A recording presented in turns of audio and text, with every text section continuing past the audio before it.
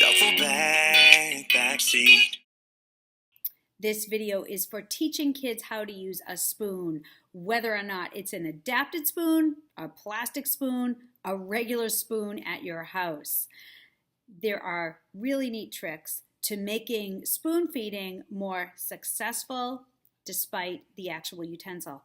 So when you're teaching spoon feeding, especially for the first time, my favorite trick is to just make sure you are using foods that are sticky. Consider things that stick to the spoon so that they eliminate the stress, the motor planning of scooping. So that way your child can get the idea of putting the spoon down and just bringing it to their mouth and putting it down and getting real immediate success. So foods like pudding, applesauce, mashed potato, things that will actually stick right onto that spoon can be very motivating and highly successful. So be creative with this. Think of anything that sticks to a spoon and practice your spoon feeding in that way. Now, sometimes adaptive utensils can be very helpful. I'll post a link to some of those on otkidsmass.com so that you can take a look and see if they'll make spoon feeding even easier for your child. And those can be really helpful for kids with real grip issues.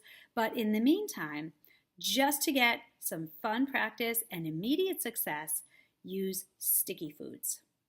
In my mind, you're a driver, slow down.